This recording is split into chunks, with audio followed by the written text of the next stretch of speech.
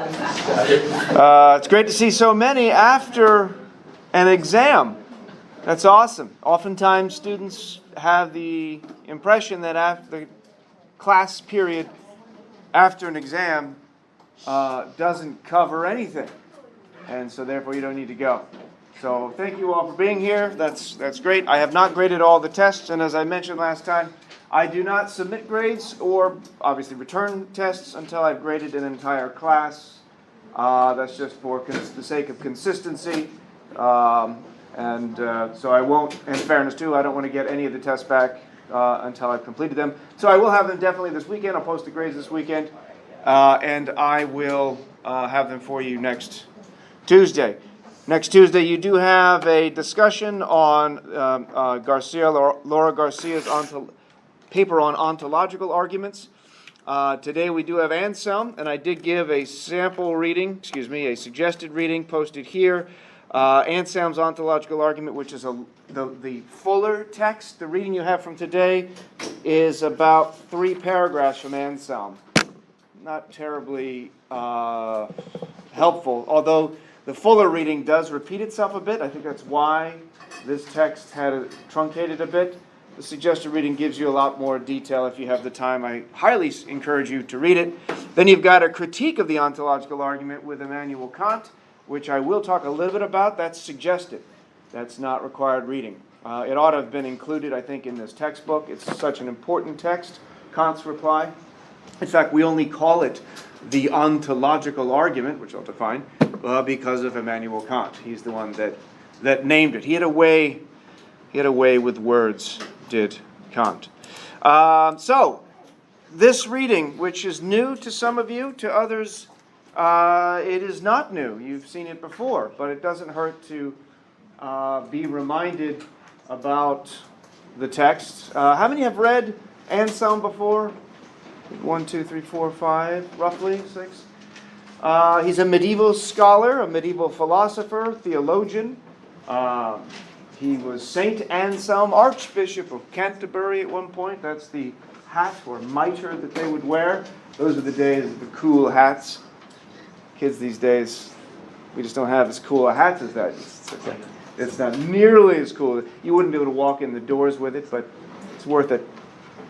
He was writing during the medieval period, which is another way of calling it the sort of middle period, the Middle Ages, sometimes known as the Dark Ages as well. He wouldn't have called it that, even though he was right smack dab in the middle of it. He learned at one point that he was going to die, or he thought for sure he was going to die somewhat soon. And he said, well, if I am to die, then that's God's will, let it be so. However, if it's God's will that I continue to live, that would be great also, so that I can solve the problems of the human soul. Because after I'm gone, there's surely no one who could possibly solve that dilemma. He actually said that. That's a paraphrase of him saying. It's pretty bold statement. The Middle Ages, also known as the Dark Ages. Do you know why? Why do they call them the Dark Ages? That seems so negative. Yeah? Isn't it because they lost a lot of texts and information like that as they recovered? That's part of it. The real reason is because there were so many nights.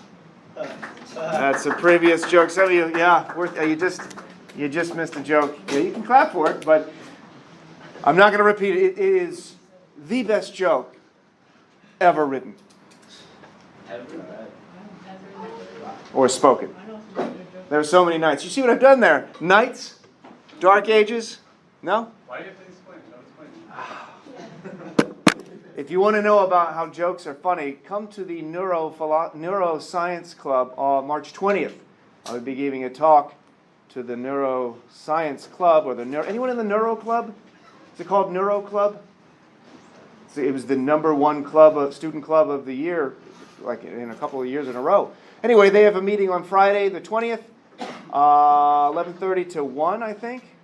And I'll be talking about mirror neurons and mirth addiction. You got it. That's not as good as the night's joke, but mirth addiction is similar to meth addiction, but with better side effects. fact, all the side effects of meth are pretty bad. All the side effects of humor are good. They're all good. And if you want to know more about that, come to that talk. Where's I don't know yet, actually. It's a good question. It's going to be on campus. Are you going to send an email about it? I will when they give me. They're going to make. I hope they make flyers. Okay, so you're right. I'm sorry. It's not called the Dark Ages because there were so many knights. That's obviously ridiculous. And it wasn't called the Dark Ages or the medieval period at the time. Most periods of history aren't named at the time. People don't say, except for now, we call it the postmodern era. We actually like to name the title of where we're living now, where the X generation or the Y generation or the me generation or the post-truth era and so forth. Did you question? What is post, like, I don't even understand postmodern. Oh, will we have an opportunity to talk about postmodernism? Yes, 28th of April. Remember your question about postmodernism. I'll come back to that. So there's a guy named Giorgio Vasari who is an art historian, art critic, philosopher, who came up with the name medieval period. And it's for the reasons that you mentioned. Of course, if you don't take a history class, you'll learn that during the medieval period, which varies, it could be anywhere from around the time of the death of St. Augustine, who was incredibly influential in St. Anselm. And sometimes St. Anselm is known as the second St. Augustine, or St. Augustine II, because he just accepts everything St. Augustine said over 900 years previous. St. Augustine died around the 4th century, the Common Era, probably because of or had some connection with the invading barbarian hordes that just destroyed much of Western society and destroyed much of the texts. Much of the texts that we had that were from Plato, that were from Aristotle. In particular, Aristotle was lost in the West. We did have some, apparently, that got retained. Anselm, of course, had access to some of that, mostly Plato, who was very influential on Augustine, of course. And interestingly, Plato's very religious and mythological work is in fact, one of the dialogues, the Timaeus, I never remember how to spell it, it's weird, something like that, Timaeus, which has to do with the origins of the universe, and it's a very sort of mythological text, one of his most, I guess, in part non-philosophical text, and it's not coincidental that was so influential on a lot of the philosophers at this time. Of course, there was the plague, there was the bubonic plague, the Black Death. Yes? Were these barbarians pagans? Were they what? Pagans. Oh, yes, they were from all over. You had the Visigoths, you had barbarian tribes. Barbarian really, if you go back a couple hundred years before Augustine, a barbarian was just basically not Greek.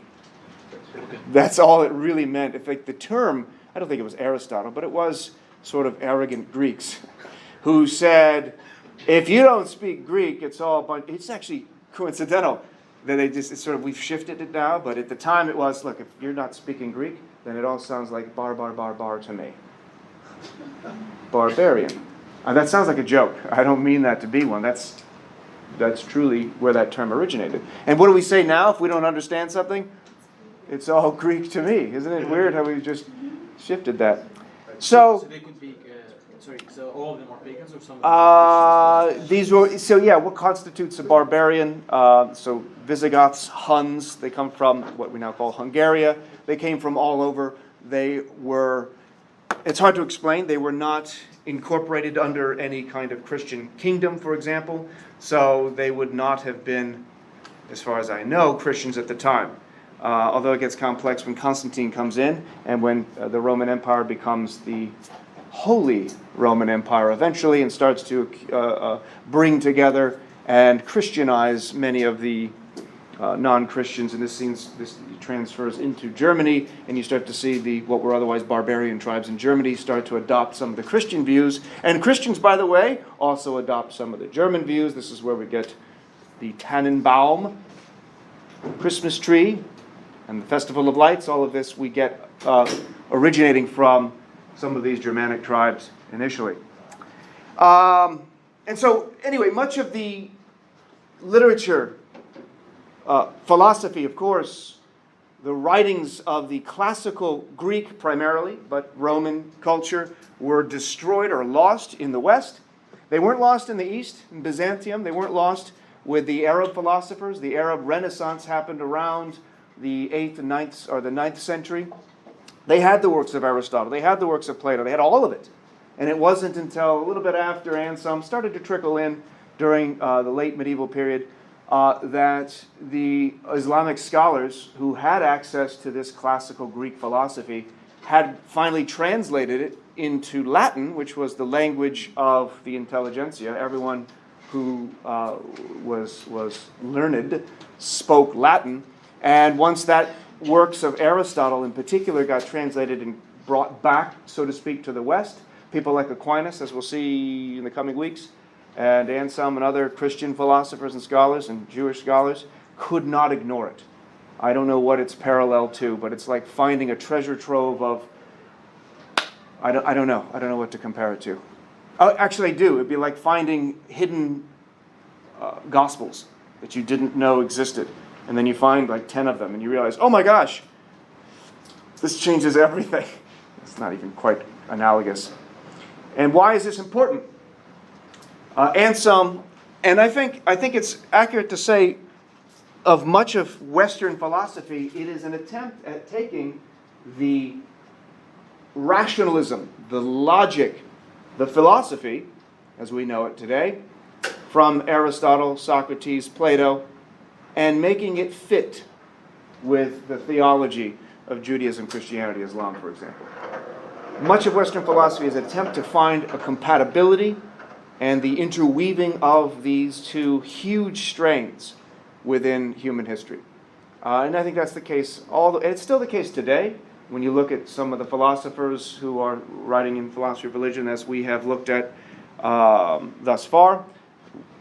Alvin Plantinga comes up as a, if you recall the kind of joke about Plantinga, planting from the Philosophical Dictionary by Daniel Dennett, where he's what is he doing? He's taking seeds from the medieval period and replanting them into contemporary society. That's what planting means. That's a joke. He's taking ideas that are found in medieval scholarship, the Dark Ages, where presumably nothing really happened, which of course is incorrect. We have the basis and the grounding of our contemporary university system developing at this time. We've got arguments from people like Anselm that have to do with logic, that have to do with the philosophy of language, as we're going to see, deep conceptual analysis. We may disagree with his conclusion. We might even find his argument silly, as the philosopher the German philosopher Arthur Schopenhauer said. It is a joke. Anselm's little argument, it just seems like a clever joke. But it's unclear where the mistake is. It's unclear where the confusion is. And so our job today is to, for the sake of argument, first figure out what is Anselm up to. How does he reason the way that he does?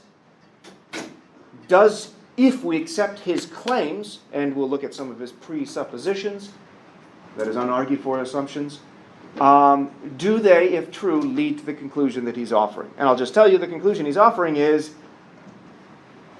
God exists, and in particular, God exists necessarily. This term necessarily. We'll talk about this next week, when we briefly look at the basics of modal logic. You see the origins of a philosophy of language. I don't want to say origins, but you see a kind of formalization of it, because you have philosophy of language in some form or another in Plato. If you recall, just about everything is addressed in Plato in some form. That's why Alfred North Whitehead said of Plato that all of the history of Western philosophy is nothing but a series of footnotes to Plato. And Anselm is very much influenced by Plato, but he would disagree. He's not just writing footnotes. He's creating his own philosophical viewpoint. In any case, let's get into his argument, because it's going to take some work. It's not obvious. It's from a reading of his called the Proslogion, or Discourse, and in it he's doing something interesting. What is he doing? Who's he talking to? What's it? What is it? Yes, in what fashion? What kind of conversation is this? Is it, that's even the right word? What does it seem like it is? Relevant to some of the things we talked about last week? A what? Isn't it a prayer? It's a prayer to God. And what is he doing in this prayer to God? Arguing for the existence of God. This is one of those very, very unique prayers.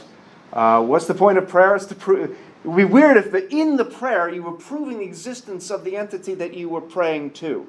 Like writing a letter to a loved one. And in that letter, you're convincing yourself that the person you're writing to exists. And in the letter to that person, you give them an argument for their existence. That's what's happening here. It's very interesting. And he starts with faith. We should be clear about that. Anselm starts with faith, and it seeks a backing and understanding. Again, he realizes that this can't be ignored. The philosophy of Aristotle and Socrates in particular, and Plato, the pagan thinkers, their logic cannot be ignored. And it's unclear that the two can be separated. So people like Anselm, and especially after him Aquinas, are very much interested in finding this compatibility. Because the assumption is that we have our natural lights of reason, but are, of course, the spark of the divine as their source. And it would be very strange if all of our system, our structure or web of beliefs were to be founded upon groundless claims. Anselm is no fideist, Kierkegaardian nor Wittgensteinian, nor soteriological. I'm sorry, I just want to throw soteriological back in. That's such a great word. Fideist, if you recall, somebody who believes through faith alone, no need for argumentation. Anselm is going to find an attempt to offer a further grounding for his system of beliefs that is at least compatible with logic, that is compatible with reason, and could be convincing even to a non-believer. And we'll talk more about that when we look at Gonillo's reply, who was a contemporary of Anselm's, Gonillo the monk, who is a believer in God, just found problems with Anselm's logic. So these are very, very tightly knit arguments, counter-arguments, appealing to logical form, testing for validity and soundness, as we would call it today. This is clearly impressive reasoning. And this is happening again in the Dark Ages. So let's perhaps not call it the Dark Ages. I think it's a misnomer in many respects. It's called the ontological argument. He doesn't call it that. He doesn't call it anything. He's praying to God, ultimately. It's Immanuel Kant many, many, many centuries later who coins this term in his critique of pure reason. And one of his critiques, Kant's, of pure reason is Anselm's attempt at coming to a conclusion about something existing by way of pure a priori reasoning.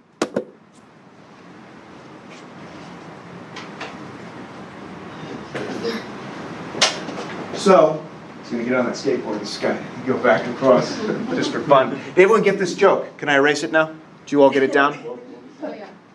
So, you want to repeat it? Because we don't have the time to do it, but I will. I will do it. What was I doing? Oh yeah, a priori. So we've got a priori. What's the opposite of a priori reasoning? Posteriori. A posteriori. We'll see that with Aquinas next time. Actually, 2 times from now. Next time we'll look at contemporary ontological arguments. In fact, next time we'll probably look at Kant's reply and then get into contemporary ontological arguments. So a priori arguments are purely rational.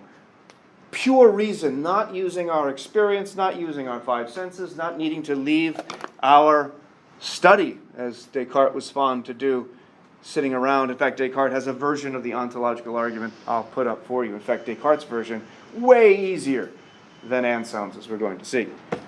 So the term ontological, it is a branch of metaphysics, and Kant's describing it in terms of being. Ontology is the study of being, or existence.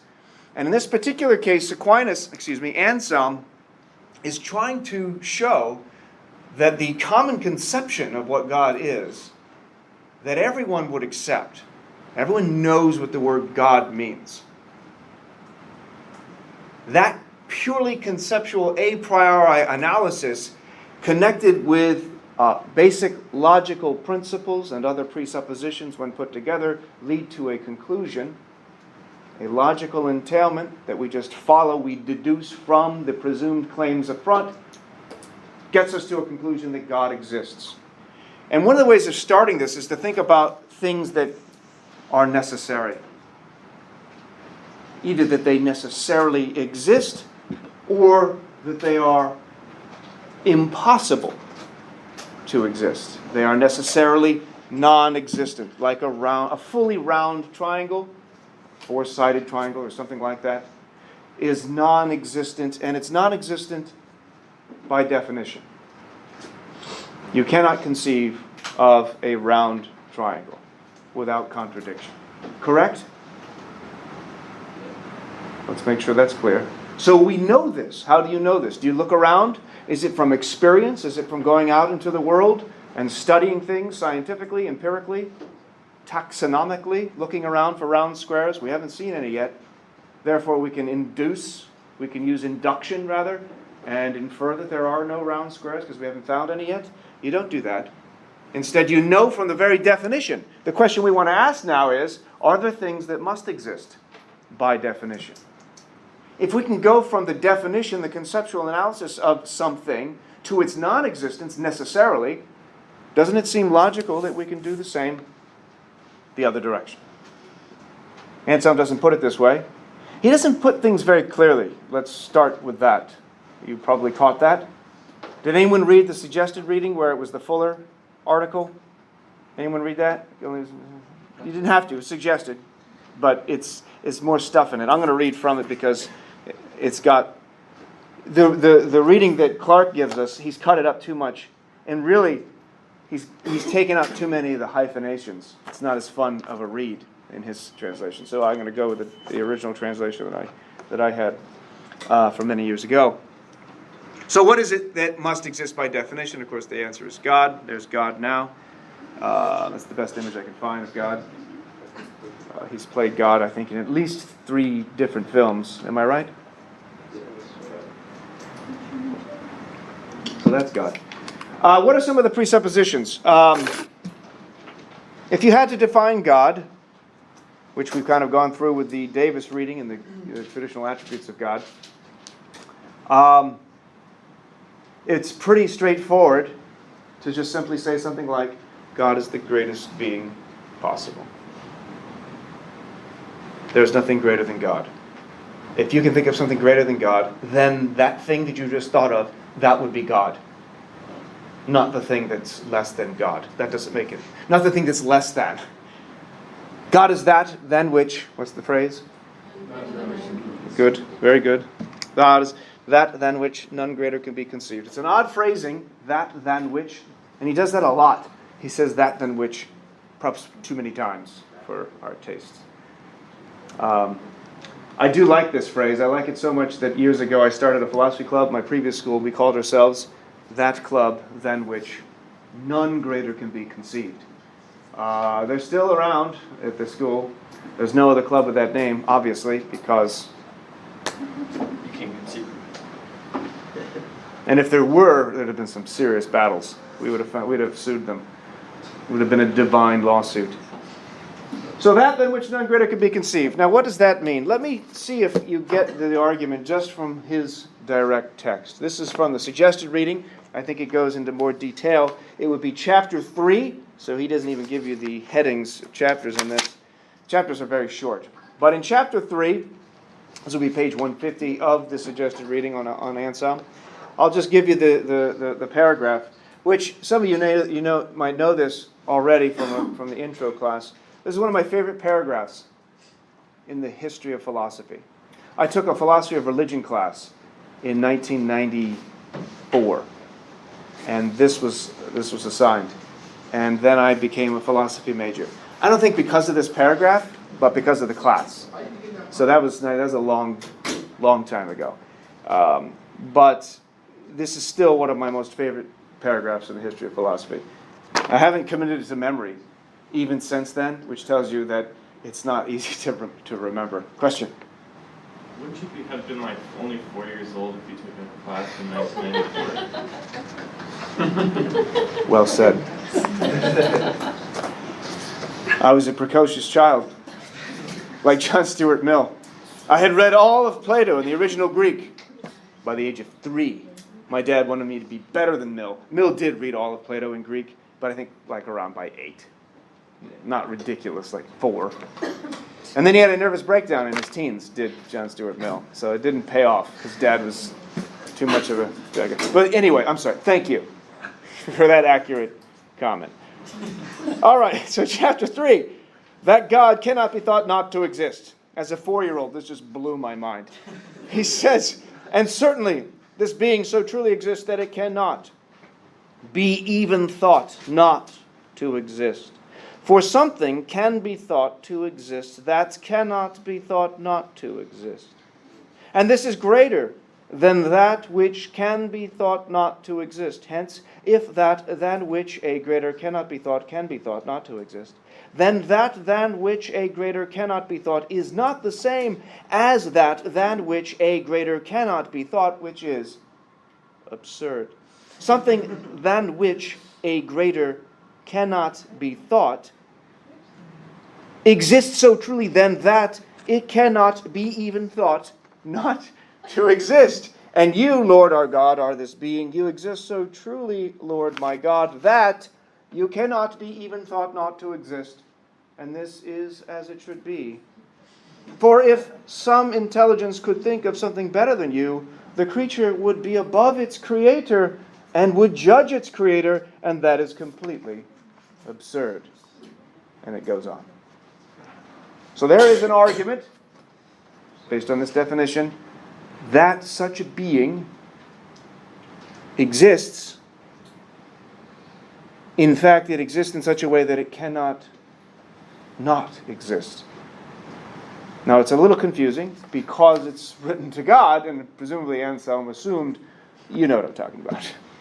But we may not have a clear sense of what he's trying to do. And I would love to have thought of been in the room when Gonillo or somebody else who read this, a contemporary of his, and just looked at their reaction. It's not obvious that they would have thought this strange. This concept of God as being that in which no greater could be conceived, that's not terribly strange, really. It's just kind of grammatically odd. Even an atheist, and this is central to the argument, even an atheist, Anselm presumes, would accept something very much like that as the definition of God, which I'm going to say more about in a moment. So, was this originally written in Latin, or? I believe so. Okay. Yeah.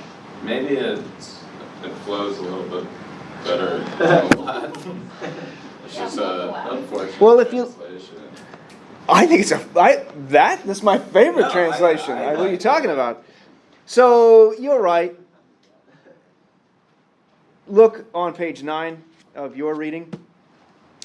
Hence, even the fool is convinced. Who's the fool? The fool is the fool from Scripture. Psalms, who hath said in his heart God does not exist. Anselm just straight out calls him a fool. Actually, he's quoting Scriptures. It's a little bit of an ad hominem there to call somebody a fool without argument. Even the fool is convinced that something exists in the understanding, at least than which nothing greater can be conceived. For when he hears of this, he understands it. And whatever is understood exists in the understanding. That's a central point he's going to make to his argument.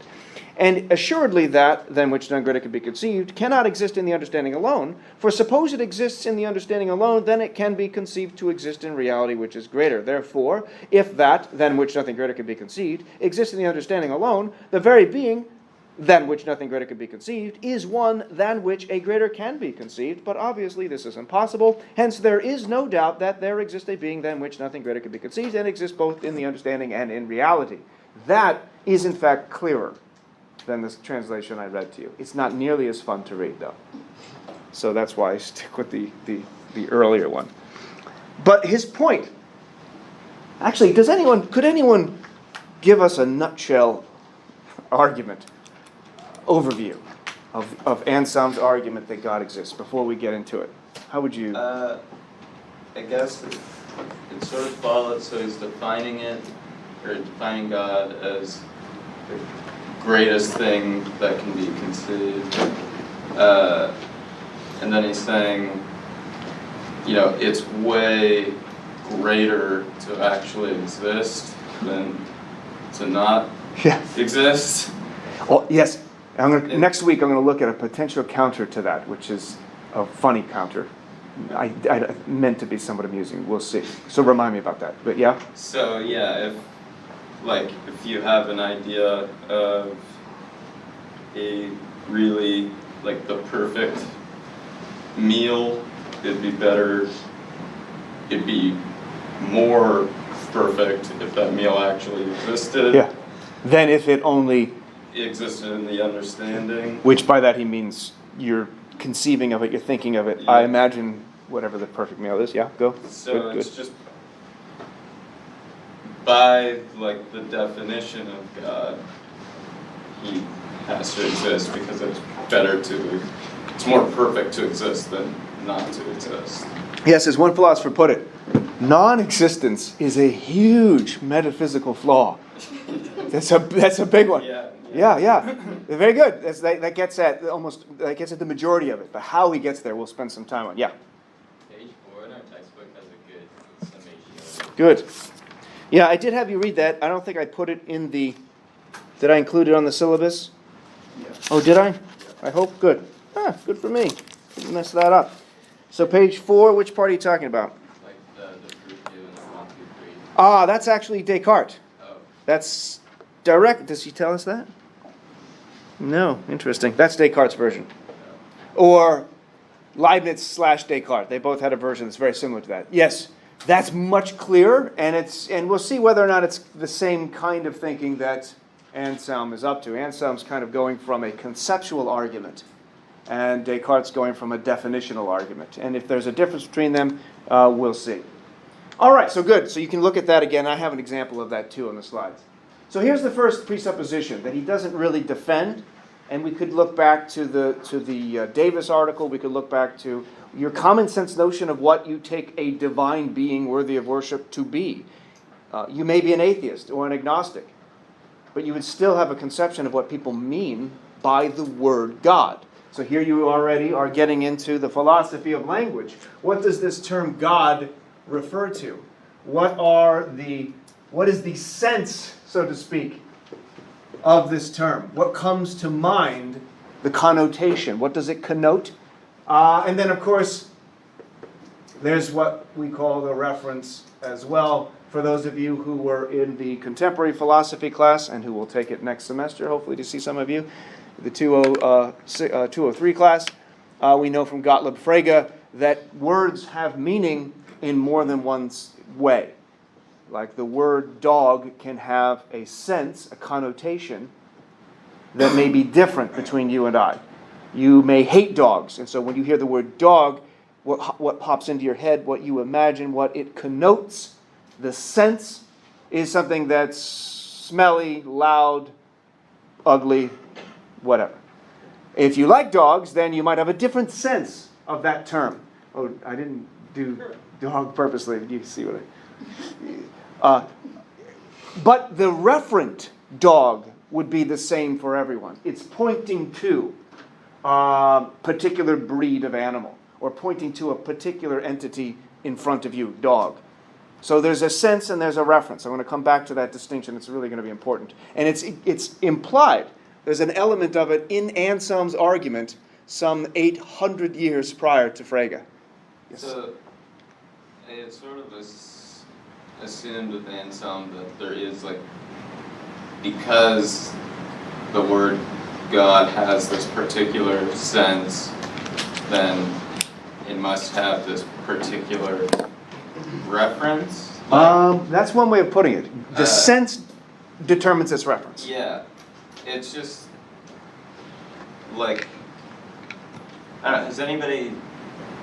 Well, I know with Saussure,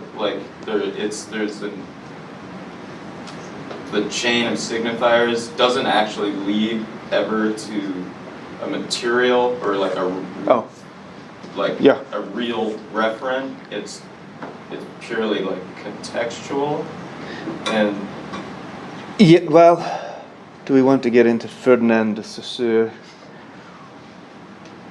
We do not. Because I don't know that he clarifies things in this context. Although the question of signification, in fact, Yeah. Anselm himself uses this concept of signification that is built upon later by linguists and deconstructionists and other contemporary philosophers, postmodernists, and so on. One of the critiques that's related to that might be a Kantian one, which is from the Critique of Pure Reason, which we'll probably get to next time, is that you cannot go from the definition, or in this case, the signification of something. This is a term that is a signifier for something else. You can't just start with that and then somehow get to an existence. yeah. Signifiers don't provide us with existential claims. And I don't mean existential in Sartre or Camus' sense, like existential literature, philosophy. I mean by existence. I can't start with a conception and have that suffice to get to an existence claim. But we don't want to, that's more of a critique. And we don't want to critique until we get through the full argument. We haven't gotten through the presuppositions yet, in fact. Yes? Does he make the claim that, so each person's conception of God is different, right? Whether you believe or you don't, is Anselm making the claim that no matter our perception of God, it is similar for everyone? Everyone has the same, that God is none which greater than he conceived. Is he making that argument that everyone's conception of God, very no good. matter if you... Very good. So that brings up, so you're already asking the right questions. Number one, do we all have the same conception of God? And we did a lot of work on this with the classical attributes of God. And we already know that it's not obvious. It's just a matter of historical fact. Descartes disagrees with Aquinas on the fundamental meaning of, for example, omnipotence. And so that poses a problem for Anselm. Granted, Anselm was writing some hundreds of years, before Descartes and 100 years before Aquinas. And I think to his credit, most people agreed that the term God just refers to this. And to his credit today, if you ask any general person on the street, what do you think the meaning of God is? You think God's good? Whether you're a theist or atheist, what's your conception of God? The meaning of the term, it references an amazing being, the greatest conceivable being. In some way, most people are going to accept that. But not everyone, and that we'll come back to that. So he does, and he has to, have that conception at play.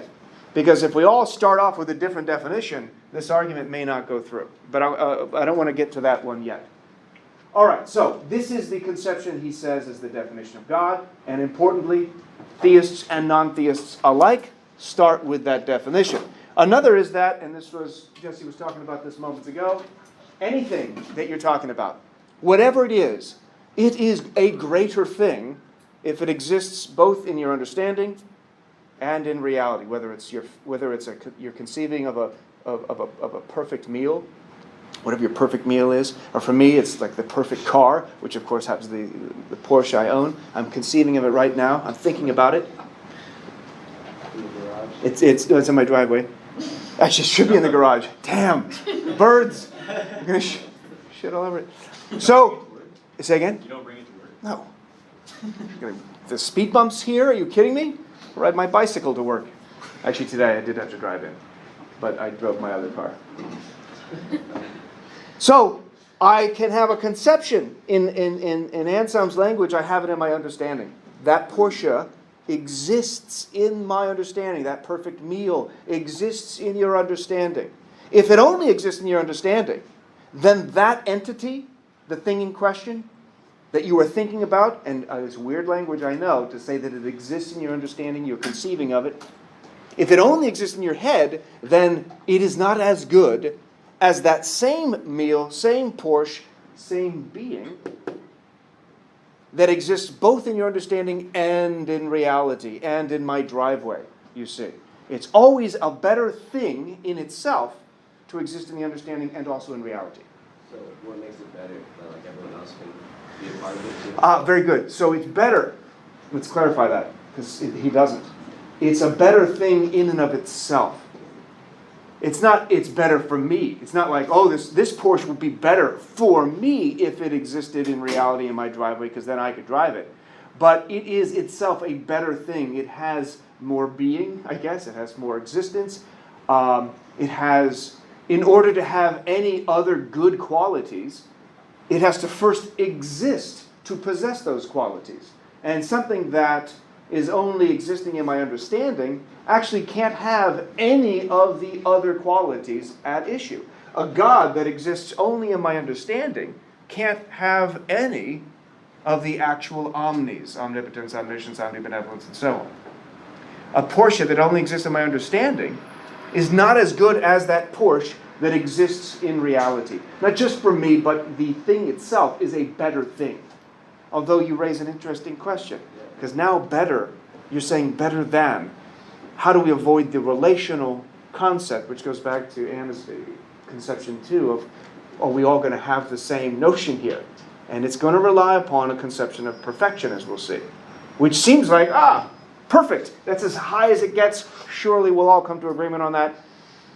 You're questioning that already. Go ahead, because you want to have more. So you're saying that like because that perfect Porsche is in your mind only, it's not going to be better because you can't actually drive it, or Yeah, it can't be driven. it can be. Instead of saying to avoid, let me be charitable to Anselm. To avoid, it can't be driven at all, regardless of its relation to me. It is a better Porsche, rather than saying it has greater being for me. It is better that I own the Porsche in the driveway rather than a Porsche that only exists in my understanding. But it's hard to step outside of that, because where do these value claims, better than, come from? So like, what if I think about a Porsche that can fly? Oh. Like if I thought of a Porsche that like can go from water to air. Like a Is James that- Bond car? Yeah, like a James Bond car. And then now you have an actual Porsche. Yeah. Is yours better because it's Yeah. real? Yes. Okay. Very good question. You can imagine a Porsche that turns into a unicorn. Already that's going to be conceivably better than most any other thing, because of the unicorn part. But if it doesn't actually exist outside of my imagination, then it cannot be better than even an otherwise inferior type of thing. An inferior thing that exists in reality is still better than the imagined thing that doesn't exist in reality. And notice here, with respect to God, why that is. That which exists only in my understanding, a Porsche, a unicorn, a God, is in a very real sense dependent upon me. Because if it's in my understanding alone, what happens when I die? I'm gone, and so goes God. That means God is ontologically, which is a good phrase here, ontologically dependent on me. God's being, existence in any way would be dependent upon me. Kramer? Are you kidding? That would be weird, wouldn't it? So that wouldn't be as good of a God. The Porsche wouldn't be as good of a Porsche, and so on. 1 minute, 2, yes. I was just going to ask, because you were saying the Porsche is only better if you have Porsche. It's only better if you have it, but does it matter because it already exists and that's like where you get the idea of the Porsche? Oh, I see. Yes, this analogy has its flaws.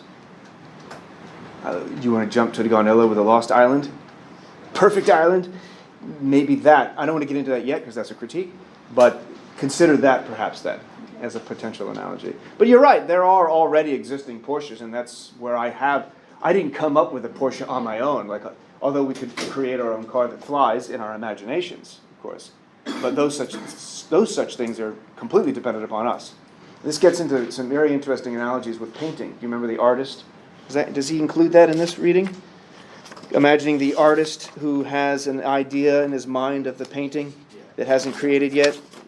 Yeah, for it is one thing for an object to be in the understanding, it's page 9, and another to understand that the object exists. When a painter first conceives of what he will afterwards perform, he has it in his understanding, but he does not yet understand it to exist as such, independent of him or the artist, because he has not yet performed it. But after he has made the painting, he both has it in his understanding and he understands that it exists because he has made it. So that painting analogy might help a little bit. I'll say more about it in a moment. Go ahead. So this argument pretty much like comes to the conclusion that God does exist in reality, right? So That's right. could the argument be made that there's like another like plane, you could say, or like something above reality that is greater than anything we just thought of, but doesn't exist in reality because it's greater than reality? If that makes sense.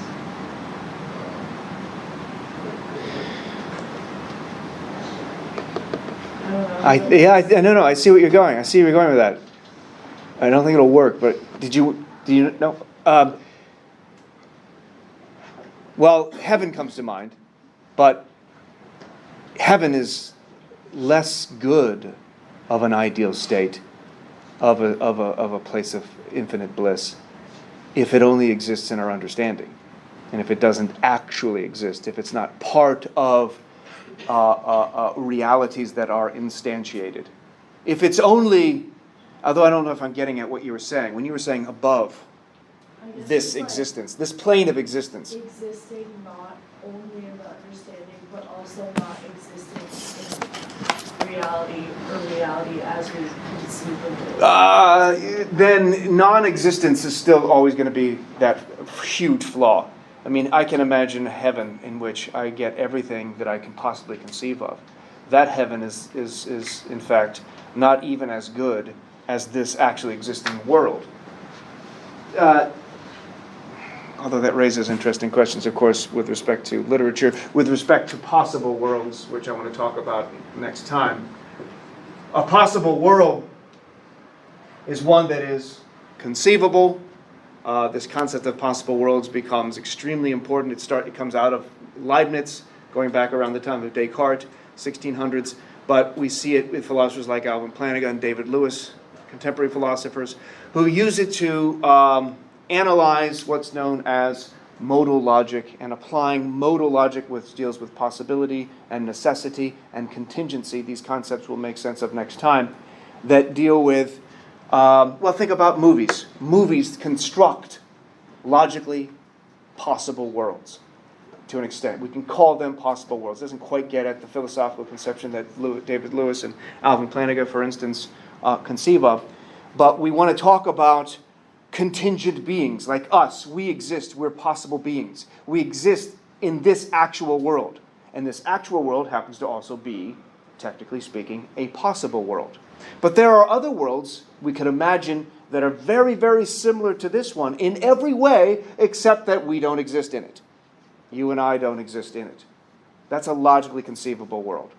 There are possible worlds in which we could say of an entity like a round square, such a thing never exists in any possible world. That's what an impossible thing is. That which doesn't exist and cannot exist in any possible conceivable world. There is no possible world you can imagine in which it would be meaningfully said, round squares exist. That's kind of what I talked about moments ago. A necessary being, however, we looked at necessary with God and the Davis reading a little bit.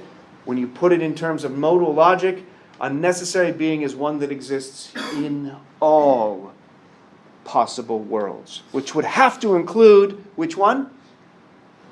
This one, which is a possible world. It just so happens to be the one we're in. It's an actual world. There's a lot more to say about possible world scenarios, possible world semantics, possible world logic.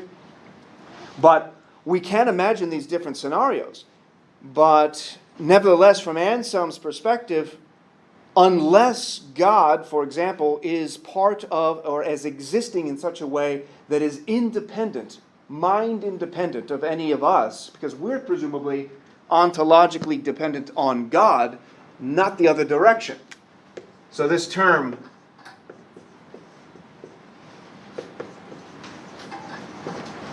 ontological dependence will come up again. I am ontologically dependent in some extent, not completely, but to some extent on my parents. And my parents are ontologically dependent. Their being is dependent upon their parents and so on. But all of us, contingent, non-necessary beings, have our ultimate dependence, our being, contingent upon God. The question is there such a thing that is ontologically independent, whose existence does not depend upon anything other than itself? Which is not saying it's causing itself. I'll return to that later. And to say that is to say it is a necessary being, and necessary beings by law, logically exist in all possible worlds. That's after Anselm, so that language is related to and comes out of Anselmian type of arguments, but it's for next time. There was a hand over here somewhere. Yes, and then I was just wondering, like, what if? So obviously we have a conception of what we believe God to be, but what if, say, that conception is like inaccurate and wrong? So like, yeah, because we're assuming that our kind of brains and minds are able Yeah. to think about a correct conception of what God is, but what if we don't even have that capacity, kind of? Like, what would? then this argument has some troubles. Okay. I'll come back to that. That's a very good point. We haven't gotten through the presuppositions yet. There's one more. To deny the existence of anything, whatever it might be, requires first having that thing in your understanding. Put in Anselm's language, it has to first exist in your mind, in your understanding, for you to meaningfully, sensibly deny its existence.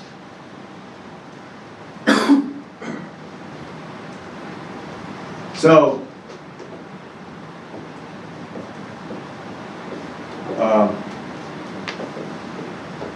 back to Frege. Does that sentence make sense? Can you all imagine a unicorn? Close your eyes. Imagine your favorite unicorn, or do it with your eyes open. And what have you imagined? What's in your heads? Horse with a horn, that's it? It's blue. It's blue? Back to your point. That's not a unicorn. You've imagined that incorrectly, right? I've never heard of a blue unicorn. But of course, what an odd sentence to say when, in fact, it tells us here, if this is meaningful, right? In fact, it's even a true statement, correct? Anyone disagree with it? It's a true statement. How can it be true? Unicorns don't exist. What is the subject of this sentence? The subject refers to a non-existent thing. How can we meaningfully refer to non-existent things? How can we meaningfully say true or false things about non-existent things? Frege helps us with the distinction between sense and reference. This word has a sense. All meaningful words must have a sense. If they lack a sense, they are nonsense. That's right. That's exactly right. They are total nonsense. This is not nonsense. What does it lack? It has a sense, but it has no reference. There is nothing in the actual world that it points to. It does exist. Where? In our minds and our understanding. And for me to meaningfully deny the existence of unicorns, I have to first have this conception of a unicorn in my understanding to deny it in any meaningful way. And that sentence makes sense. It is a true sentence, and we have no trouble with it whatsoever. Go ahead. So you could say the same about God. If you are to deny the existence of God, you first have to have the conception of God. That's exactly in right. mind. But we skipped a level. With- There's one more stage I wanted to get to. But go ahead. With Anselm's argument, even the conception that we have of God in his non-existence, in Anselm's argument, because we have conception, God, which never can be conceived, means that it does exist in reality. What is Yeah. the next step? That you almost had it. But let's get this down first. Unicorns don't exist makes sense. What was it? Oh man, I had a really good one too. Squib. Why am I? Doesn't matter. Squibbler-gues. There's a U there. Squibbler-gues don't exist. That's what I want to say. I think. How about that? Scribler views.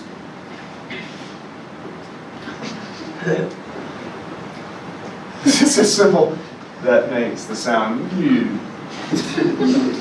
I've decided. Scribbler views don't exist.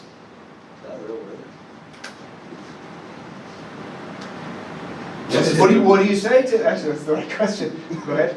Was it Scribler? I don't know. Now, what do you say to that? If I tell you scribbler views don't exist, and then you ask me what they are, and I say I don't know, your next question should be, how can you say anything one way or the other? This is a nonsense. You have no sense here. We can't even get to the question of reference. This is a senseless claim. Some things may pop into your heads, but it's senseless in the way that unicorns is not. It's senseless in the way God is not. So, this has no referent, and yet it's meaningful because it has a sense. And I can deny the existence of unicorns because they exist in my understanding to the extent that I can say they only exist in my understanding. They don't have a reference in the world outside of or mind-independent beings. They're not independent of minds, let's put it that way. Scribbler views, on the other hand,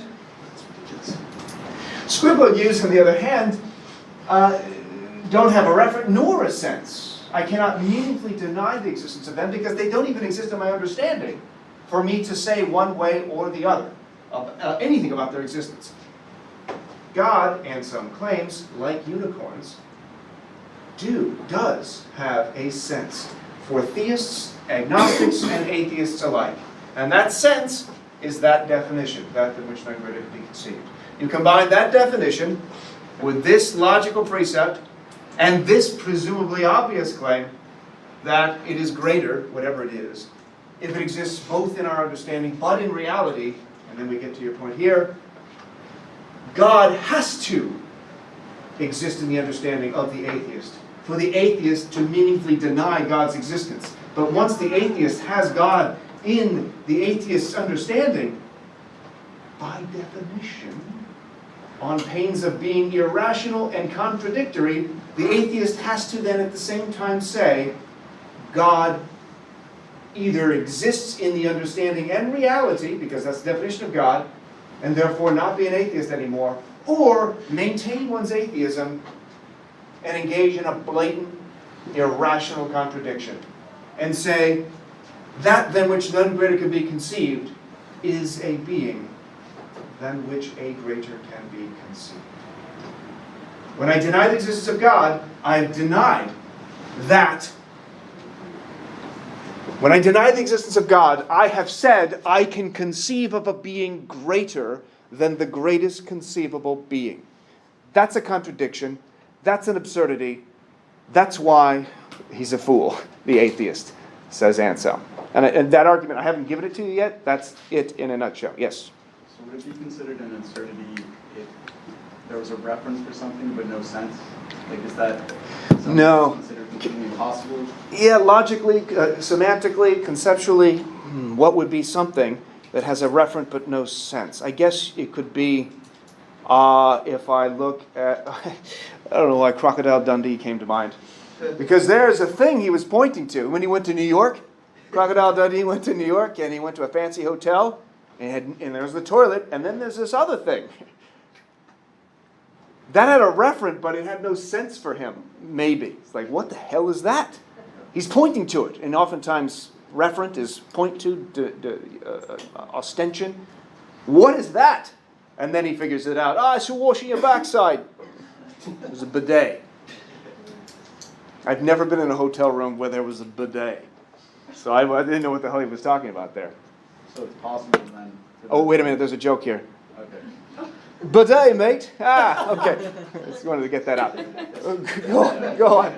So I was trying to think this for a while, what would be something that would have a reference in no sense? Yeah, I don't know. I don't know, maybe infinity, you can't understand fully. Oh, I see what you mean. Yeah. Yeah. We know what it is, just you can't Very good, very good. That also, this conception of infinity, Descartes has a conception of a chiliagon, which is a 1,000-sided figure where he talks about the distinction between possibility and conceivability. I may not be, I have a conception, logically, conceptually, of what a 100-sided figure is, but I can't really picture it, because it'd just be a circle or something like that. So there's a distinction between possibility and conceivability that may be related to that, and infinity is an interesting content of that. Whether or not there could be something with a referent but has no sense, it doesn't seem impossible. Do you have an example of one? Could God be an example of that potentially? Because could we be getting it wrong, kind of, that than which none greater can be conceived as a sense, rather it's a reference? Well, he's saying it has no sense, which is different than a mistaken sense. You're saying it's a mistaken sense. There's still, we get a sense. We could just be wrong about that. Like I could have lied to my children. Dog is a 3-legged. I don't even know how to do that. I could confuse my kids by saying that's a cat while I point to a dog. No, I wonder if anyone's ever done that just to see what would happen. No, that's a cat. My dad told me. What? No, that's not a cat, kid. No, it is. Well, that kid has the wrong sense, but it doesn't mean they don't have a sense. Do you see what I mean? With scribblergues, the presumption is there's no sense. It's meaningless gibberish. Yeah. Right, I was just asking if Frege actually addressed that question at all, if he had an answer for that, or if I'm sure he did, and in his On Sense and Reference. I don't know if you were saying he said that sense derived from reference, but if you have a reference. No. Actually, he will say the opposite, is that reference is determined by sense, and the argument is actually really complex, and it's more in the philosophy of language and logic, but it's kind of. I don't know that Frege could have done this without some of the work that Anselm and others in the medieval period addressed. I'll look into that, because I think I'm not satisfied by saying that, first of all, that Frege never addressed it. I'd have to see. And whether or not there could be something with a referent, but no sense. None at all. It seems unlikely. You cannot have meaning if it has no sense at all. I think that's part of the problem. Sense is requirement. Yeah. Can you define reference or Reference. It's the thing that you point to. Oh, okay. Sense is like internal more. You can think of it in those terms. And this is more external. So we can think of when I point to a dog, I'm referring to that dog.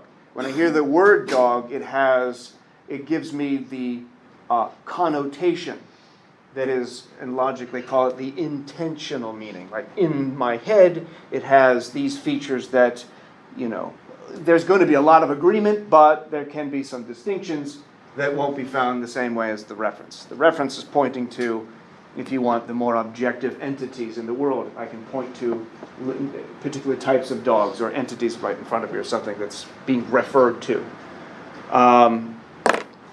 How does this work for Anselm? With these presuppositions, and some of which he spends more time on than others, but he basically is not arguing for the first one. He's content that we'd all accept that. He's going to use what we now call a reductio ad absurdum. And that is something I don't know that I've mentioned this logical term before. When I reduce the opposing viewpoint to absurdity, what we do is we assume, for the sake of argument, that what the other person is saying is true. Accept it as true, and then follow the logical consequences of that assumption. And if the logical consequences are such that we arrive at a contradiction, that first claim must have been false. To put it in trivial terms, we use the reductio ad absurdum to reduce to absurdity when we say things like, if what you're saying is true, then pigs can fly. That's a non-logical version of it. In other words, your statement, if true, leads to the absurd conclusion that pigs can fly. Nobody thinks pigs can fly, including you. Therefore, your statement, which entailed that one, must itself be false. And there are a lot of different interpretations of how this might go. Conspiracy theorists are pretty easy to handle by way of reductio ad absurdum. You can ask Alex Jones. Here, for example, you say this. If what you're saying is true, what else would have to be true? What else logically follows from your first statement. Conspiracy theorists rarely go very deep into their thinking. And then once you show, look, what you're saying here, if this is true, then it leads to this absurdity. Namely, in this case, that the government, for example, staged the murder of 23 children at Sandy Hook. Or maybe they didn't stage it, maybe they actually, in fact, killed them just to make a particular point that we need to engage in removal of guns or gun control or something like that. That claim is absurd, therefore your initial claim cannot be true. A common reductio is used against the tobacco industry. If you recall, the tobacco industry fought against regulation because they wanted to sow doubt that there was a causal connection between cigarettes and cancer, right? And so the way they did it was they simply said, hey, you can't prove that there's a connection. You can't be sure that there's a connection, a causal one, between smoking and cancer. You can't be 100% sure. And what they were saying is true. The reason they're saying that is because any arguments that make that causal connection are going to be inductive. Causal arguments are known as inductive. And all inductive arguments only give us degrees of probability. Do you see? And so, of course, a causal argument can only give us probability. And they're saying we ought to throw out that argument because it doesn't provide us with certainty. And so if we accept that and say, all right, if what you're saying is true, all arguments that only give us degrees of probability, namely causal arguments, should be thrown out, then what follows? All causal arguments should also be thrown out for the same reason, which means all scientific arguments that rely on causal reasoning, and that's a lot of them. All of our much of our biological sciences, all of this would have to be thrown out because of assuming the truth of your claim. That, of course, is absurd. Therefore, your first claim is likely false, or is absolutely false. To put it in abstract terms, what you're doing with a reductio ad absurdum, reducing the opposite view, in this case that God does not exist, that's the view that's the counter to Anselm's, and by revealing a contradiction. And if Anselm can say, here's what the atheist says, now see what it follows from it. If the atheist, in denying the existence of God, succeeds, if it's true that God doesn't exist, what does that lead to? The argument, it turns out, leads to the atheist saying something like, the being than which none greater is possible is a being than which a greater is possible. That's a contradiction. Doesn't come out obviously when you just say God doesn't exist. That doesn't sound like a contradiction. But if I say God is not God, that's an obvious contradiction. That's a silly statement. As Anselm puts it, either you don't know what you're talking about, and the word God is like scribbler-view to you, in which case you cannot meaningfully deny God's existence any more than you can deny the existence of a scribbler-view. Or you're like a child, or rather, you are purposely engaging in a contradiction. Like saying, that bachelor is married. Maybe trying to make a joke. You either don't know what bachelor means, or you're just trying to be funny. Or you're just a fool. I guess there's three options. Are you trying to be funny? Do you know what you're talking about? Or are you a fool? I don't know if there's a third option for Augustine. For Anselm. Sorry. You see what I mean? If my son says, that bachelor's married, I'll tell him, no. By definition, if he's a bachelor, he must be unmarried. That triangle has four sides. You know, you're mistaken. You've engaged in a contradiction.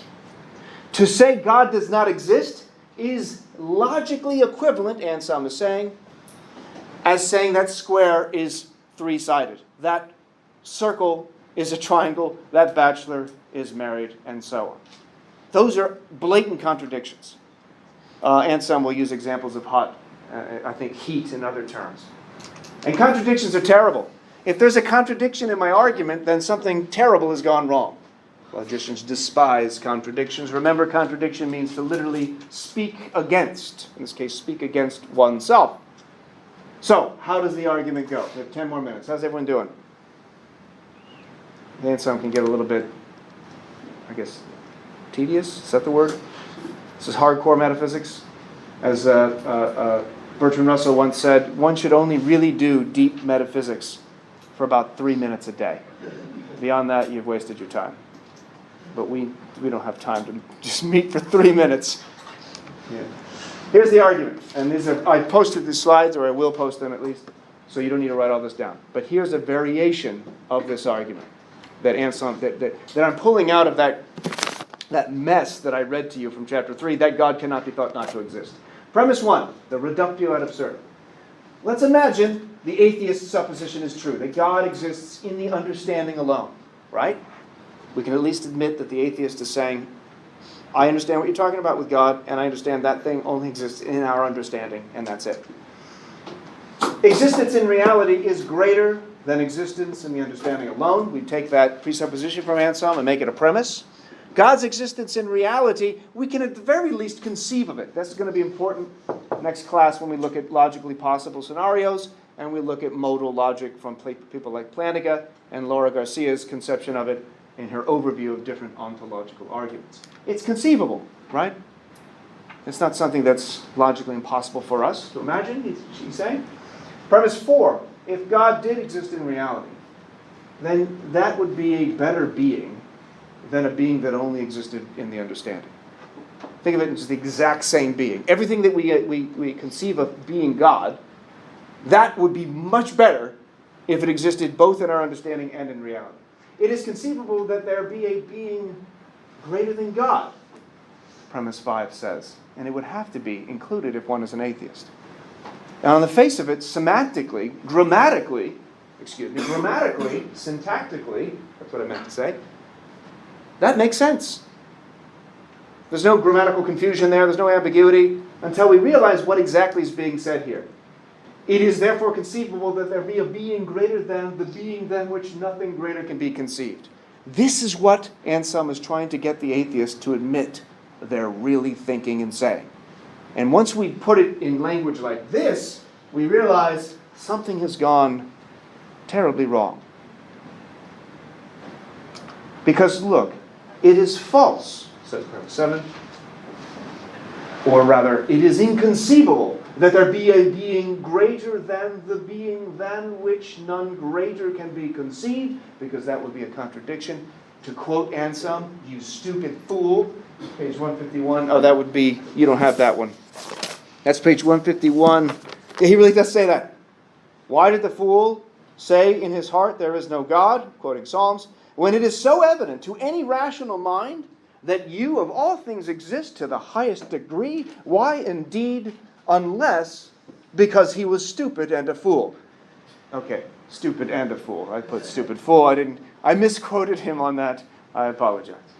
And at that point, we get to the conclusion, therefore it is false.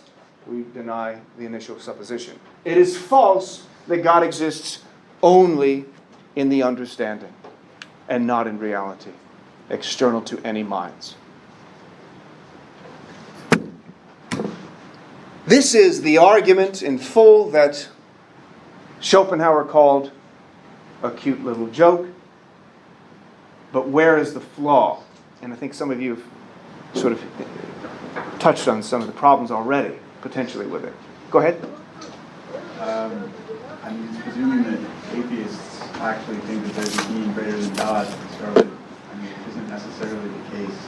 Atheists just don't believe in God, right? They're not saying that there's a being greater than God. It's also assuming that... They would not say that explicitly. Anselm, agreed. Anselm is saying, while an atheist doesn't explicitly state that, the atheist implies that logically, or here are the logical implications of the atheist's views, whether they want it or not. The atheist is like a child who says that bachelor's married. Wait a minute, if a bachelor is married, then something's gone wrong with our conceptual understanding of the thing in question. But even so, even if that was the case, it wouldn't necessarily mean that they're incorrect in general. That would just mean that they're incorrect about one particular thing, right? It's like saying because someone is incorrect about something that's completely separate to what they're saying, because they're illogical in some respect, they're wrong about everything. I don't think it's like... I'm not following why. What's the small thing that the atheist is wrong about? that there's a being greater than God. Oh, the atheist. Oh, well, that's Right. if they're wrong about that, that's the whole deal. Well, I understand, but I'm saying like it doesn't necessarily mean that God exists just because they're incorrect. I see. Being greater than God. I see what you're saying. Why does the fact that their argument, the atheists' claim, the atheist assertion that God does not exist, why does that contradiction entail the opposite? Well, according to Anselm, and according to basic logic, he would say, the contradiction of a claim entails its opposite, right? So if the atheist argues in such a way that it leads to a logical contradiction, the alternative, the opposite truth value must be the case. So contradictories are those that cannot have the same truth value. 8 and 1 are contradictory claims. The atheist's reasoning leads to this absurdity here. When the atheist says God doesn't exist, the atheist has in the atheist's understanding that conception of a being than which none greater could be conceived. Presupposition 2 was a thing is greater if it exists in reality rather than just in the understanding. So God, by the atheist's own conception of what God is, would have to exist in reality, not just in our minds, because by definition the greatest conceivable being can't only exist in our understanding. Because if it only existed in our understanding, then the atheist could conceive of something greater than that. And so when the atheist says God doesn't exist, the atheist is saying, I can conceive of a being greater than the greatest conceivable being. And that's the contradiction. Okay, I see the contradiction. It just, I mean, is Anselm arguing for the existence of God, or is he arguing that the atheists are wrong? Oh, very good. As it turns out, in this particular case, since the atheist is engaged in a contradiction, it shows that the atheist is both wrong and God exists. Or rather, God necessarily exists, and therefore the atheist is wrong. So God's existence is going to be logically prior to the atheist being wrong. Anselm is not saying God exists because atheists are mistaken. That would be a weird argument. Because then you fall into the problem of, oh, isn't this arguing from ignorance? Isn't this an instance of you saying, you can't prove God doesn't exist, therefore God does? Anselm doesn't want to do that, and I don't think that there's anything here that implies that logical fallacy. Just a reminder, misplacing the burden of proof or arguing from ignorance is to do just that, right? I prove God exists by your lack of evidence against God's existence. And I'm not sure that's where exactly you were going. But let me get a couple more hands and then we'll wrap. With the whole, like, the crux of the contradiction just a semantic one? Because an atheist might not agree that the definition of God is the being which nothing greater can conceive. So that's what we were discussing earlier as a possibility. What Anselm would say to that is, well, we're back to scribbler-use. You're back to the child saying, bachelor is a married male. You just don't know what you're talking about. So you could be mistaken about that. And may that thing which none greater could be conceived, bless you. But that also the argument could be, yes, it's semantic, and that's the whole thing. As Wittgenstein famously put it, much of philosophical problems throughout the history of philosophy are semantic. They're about language. That's not to trivialize semantics. That's to show how important the semantics is. And so God's existence is tied up with semantical, logical, definitional ideas. But that doesn't take away the potential refutation that I think is in the background of a lot of you is, wait a minute, is that time to go? Actually, yeah. Did you set your alarm for the time to go? Because you didn't think I'd remember. Well, we have to go. So I'll return to these questions next time. A few more things to say about Anselm, and then we'll look at Gaunillo's reply. We'll look at Kantian reply very briefly. And then the Garcia reading. It's a little bit complex, but easier in a way to read, I think, than the Anselm. Have a good weekend. Wash your hands. Don't touch your faces. Don't touch other people's faces. And we'll be fine, I'm sure. I'm not, that's kind of the argument that I was making. I was kind of saying, like, it seems like they're saying, oh, there's a logical contradiction between what they're saying, so that necessarily implies that God exists. Like, Oh, right. I don't see how that would mean that God exists. That's a great point. It does sound like then, your argument leads to a contradiction. Well, that means that argument sucks. Yeah, it's not a But- good argument, I think. It's not just one argument, Anselm would think. This contradiction applies to any atheist position absolutely. And so that's why he would say, you too, that the contradiction will necessarily entail the existence of God, because any conception of God is going to have to be one of the sort that Anselm assumes, that is all the omnis and is a perfect being. And once you start talking about perfect being and all the omnis, by definition we get into questions of what we get into contingency and logical possibility. Yeah, I guess We tie all that together. It's a little more complicated than I'm thinking. No, I like what you're saying though. I think if it were something specific like an argument from evil, look, there's suffering in the world, therefore there's no God. One might respond to that and say, wait a minute, that particular argument about suffering leading to there being no God, it fails for these particular reasons. Therefore, there is a God. That would be arguing from ignorance. That critique of the atheist argument about of suffering or whatever is a critique of the argument, and the atheist in that particular case is wrong. But them being wrong in that argument does not entail God exists. Right, that's what I'm. That follows thread there. that I'm- Anselm would say this is, in a sense, more fundamental and universal because it's dealing with the very concept of the being in question. Okay. However, I don't like the whole being greater than God thing. Like, okay, you're not outright saying it, but that's what you're thinking. Like, well, that's what he doesn't say. That's what you're thinking. He's saying that's what logically that's what follows. you're logically implying. Yeah, whether you wanted to or not. I don't agree, but Okay. it's interesting. Well, I agree with what you're saying. I just don't agree with that. Okay, that's all right. No, you're not under no obligation. Yeah. Kant, you're with Kant here. You're with Aquinas. You're with a lot of big-time philosophers who say. You're with Gaudillo too. He doesn't agree with it either. All right. Have a good one. Do you have an estimate